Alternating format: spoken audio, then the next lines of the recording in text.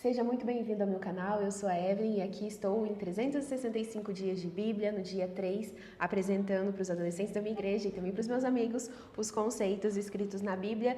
Hoje a leitura foi do capítulo 7, 8 e 9 de Gênesis e a gente já começou a história de Noé. E o título do vídeo é sobre orgulho. E eu não sei se você teve o prazer ou o desprazer de conhecer uma pessoa extremamente orgulhosa. E não orgulhosa no sentido de, nossa, eu olho pra mim e reconheço as minhas virtudes. Mas orgulhosa no quesito de se achar melhor do que as outras pessoas. Quando uma pessoa ela se enche da característica do orgulho, muito provavelmente ela se torna muito rígida. E essa rigidez faz com que ela seja inflexível. E pessoas inflexíveis são difíceis de lidar. E pessoas difíceis de lidar, consequentemente, ficam mais tempo sozinhas. Então, é extremamente desafiador a gente pensar que na nossa própria personalidade podem ter fatores que não são tão agradáveis. E olhando para a história de Noé, eu começo a pensar sobre todas aquelas pessoas que estavam ali em volta dele, ficaram rindo. Ah, Noé, pelo amor de Deus, deixa esse negócio para lá, deixa esse negócio de arca, vai fazer outra coisa, Noé. Sabe, o tempo já deu, vai fazer outra coisa, vai trabalhar com outro tema, com outra coisa, porque esse negócio de arca, sei não, esse negócio de chuva, isso aí acho que não vai dar em nada não. E todas aquelas pessoas ficavam falando aquilo para Noé, mas ele tinha uma comunicação tão clara com Deus que não importava o que ninguém dizia. Ele sabia o que ia acontecer, ele sabia o que lhe havia sido pedido e ele sabia quais eram as orientações. Então é muito bonito ver o processo que Noé vai construindo essa arca e como ele consegue ter uma autoestima de conseguir apenas olhar para o que Deus disse e ignorar totalmente aquilo que o povo estava dizendo ao redor dele. Eu imagino que a própria família deve ter tido uma insegurança, porque eu me assustaria se de repente meu pai falasse assim, Evelyn, vamos entrar na arca e tal. Eu acharia estranho. E eu não sei como que foi a reação daquelas pessoas, e todas as vezes que eu leio a Bíblia eu fico sempre pensando em tudo isso. Como será que aquelas pessoas reagiram? Então, o primeiro tópico do vídeo de hoje é sobre os pensamentos dos homens que resultaram em comportamentos maus. A iniciativa de destruição da terra veio por conta do que a gente já falou no vídeo anterior.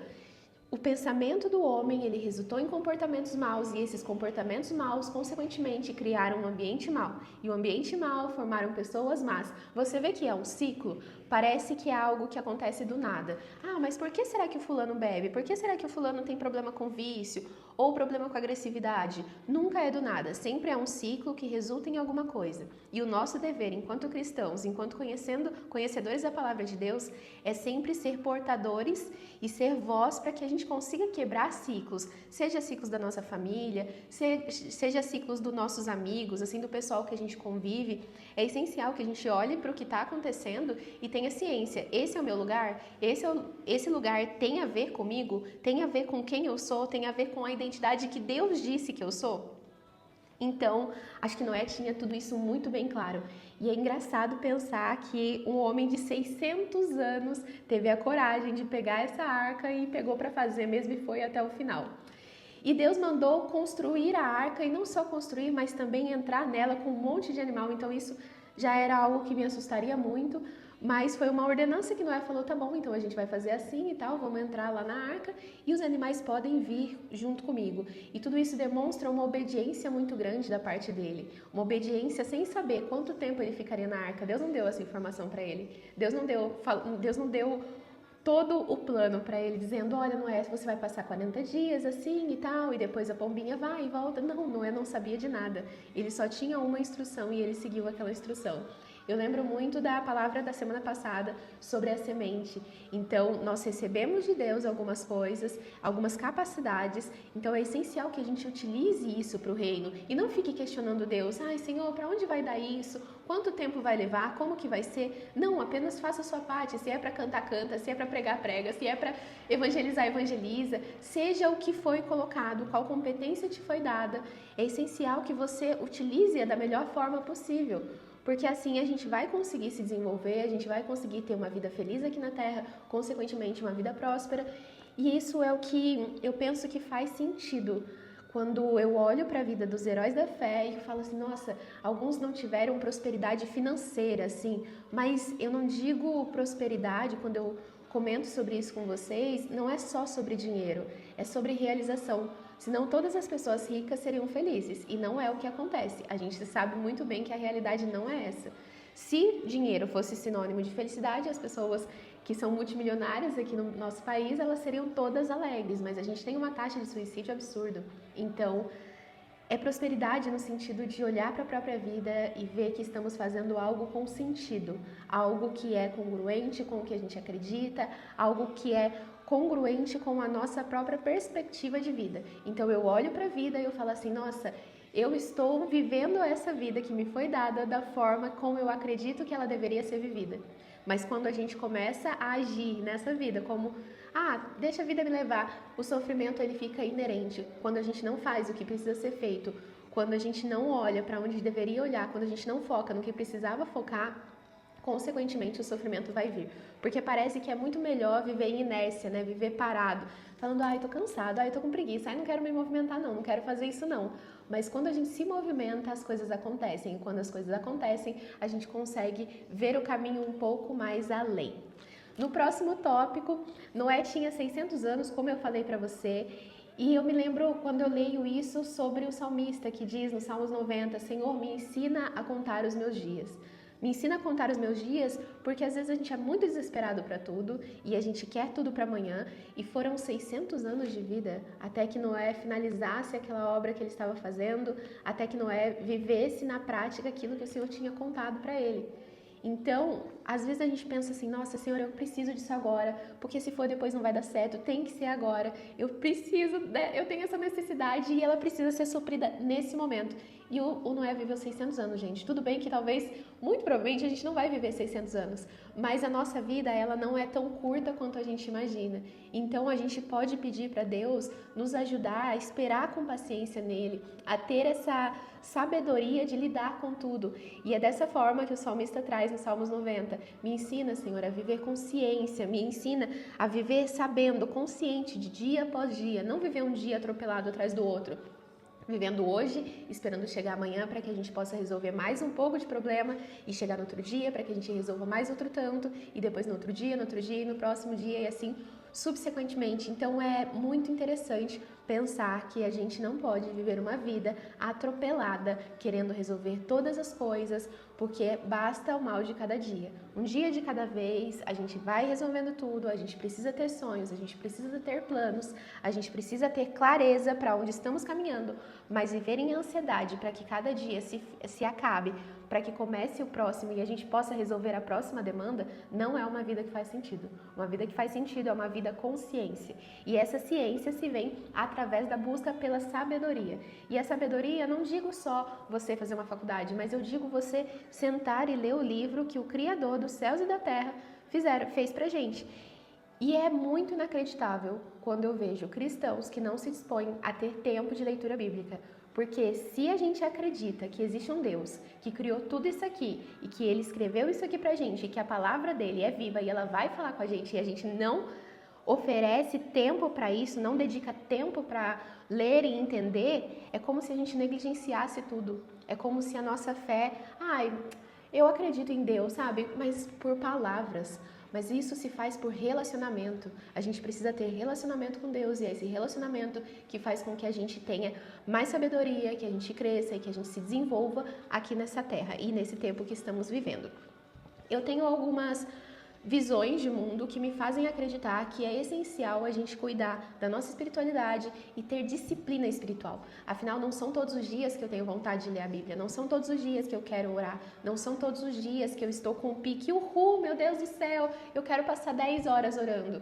Não são todos os dias, mas eu preciso ter disciplina espiritual, da mesma forma como a gente cultiva os nossos relacionamentos, que a gente tem proximidade com as pessoas. Eu imagino que não é todos os dias que você queira olhar para a cara de algumas pessoas que você tem que conviver. Mas mesmo assim, você sabe que aquela pessoa te ama e você vai continuar cultivando o relacionamento com ela e ali você vai alimentando o amor que existe entre vocês. Então, é incoerente quando a gente se posiciona como cristão e não lê a Bíblia. A gente precisa ler a Bíblia, a gente precisa entender o que está escrito aqui e até pelo fato de ter muita gente hoje pregando e falando sobre Deus e às vezes tem coisas que são incondizentes com a Bíblia, mas se a gente não se dispõe a ler, a gente nunca vai saber efetivamente o que está escrito aqui. Eu não posso viver me alimentando só pelo que os outros dizem. Eu preciso me alimentar pelo que a palavra diz. A gente tem o privilégio de saber ler e escrever Então é muito bom que a gente utilize isso para que a gente se desenvolva enquanto ser humano. Além disso, eu acho muito importante a gente cuidar da nossa parte física e da nossa parte mental. Afinal, se a gente voltar um pouquinho antes, o que destruiu, o que começou a corroborar com toda a sujeira, com toda a maldade que veio sobre a terra, foi os pensamentos do homem. Se a gente não cuida dos pensamentos, é como um passarinho que vai passando pela nossa cabeça e a gente deixa e autoriza ele a fazer um ninho ali.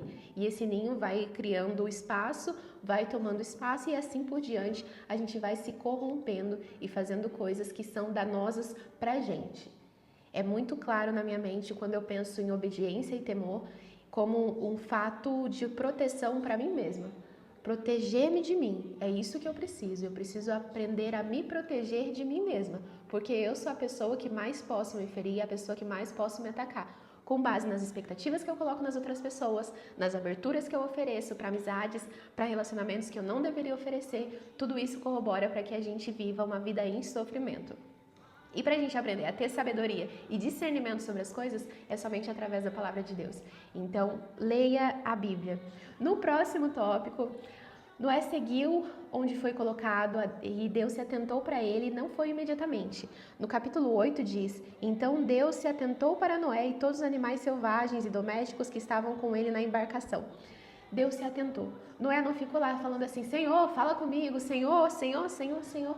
Noé obedeceu, ele seguiu em obediência, ele fez o que precisava ser feito e às vezes a gente fica nesse questionamento todo, eu quero agir, eu quero isso, eu quero aquilo. É importante a gente dividir as coisas com Deus, principalmente porque hoje a gente não vive mais pela lei, mas a gente vive pela graça. Então é importante que a gente tenha relacionamento com Deus, mas viver nessa constante angústia de perguntar é como se a gente aniquilasse, como se a gente ignorasse o fato de que Deus já fez tudo por nós, que o Senhor já entregou Jesus que poderia nos salvar. Jesus já veio, Deus já entregou isso pra gente. O maior presente que Ele poderia nos dar já nos foi dado. Então não nos falta nada, não temos falta de nada.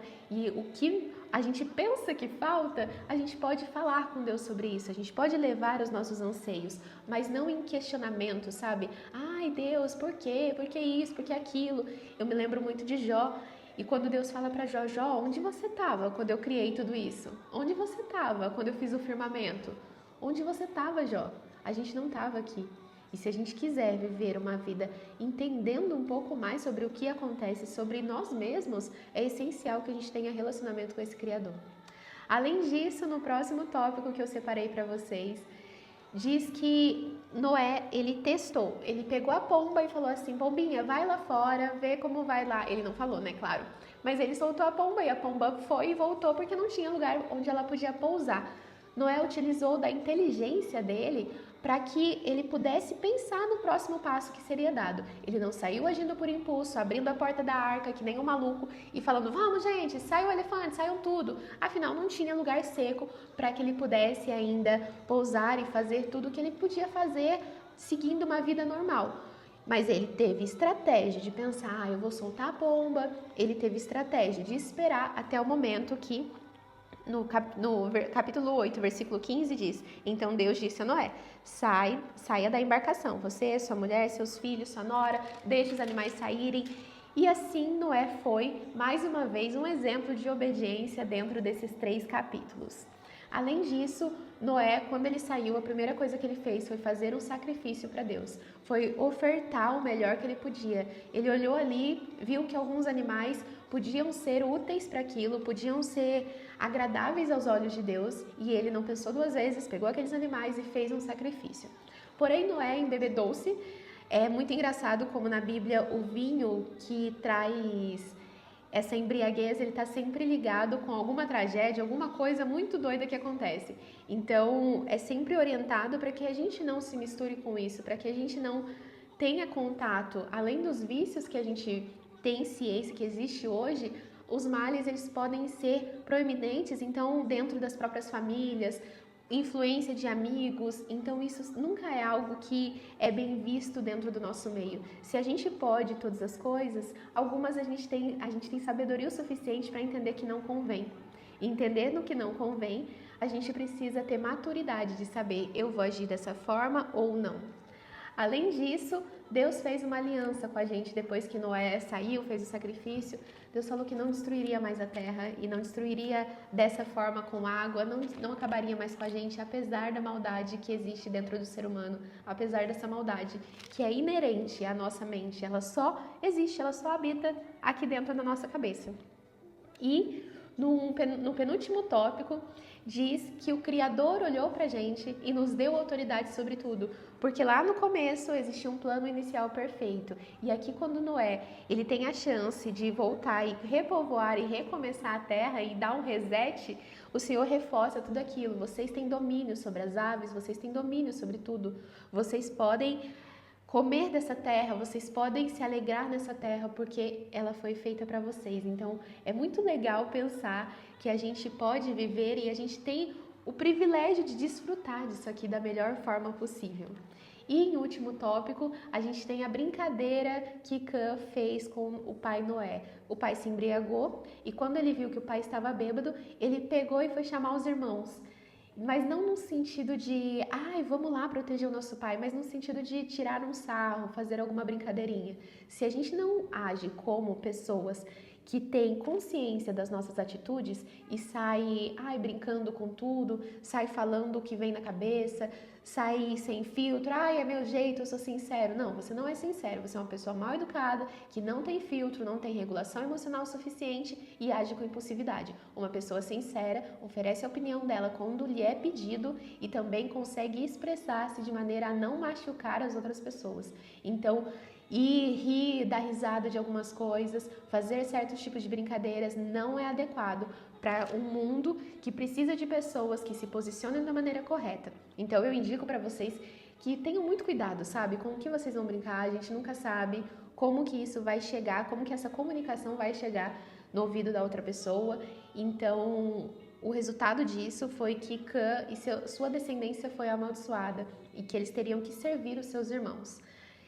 E é difícil pensar que as nossas atitudes têm consequências para uma geração toda. Então, se você às vezes não faz as coisas por você, eu peço que você pense em quem vem após a você, em quem vai vir depois disso tudo que acontecer, depois das suas próprias atitudes. Como que o restante vai ficar? O que vai acontecer?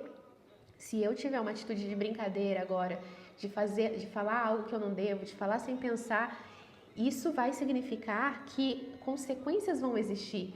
As coisas não acontecem de maneira impune. Mesmo que a gente não seja entregue, e às vezes aos nossos inimigos, existem consequências para todas as coisas que acontecem aqui debaixo do sol.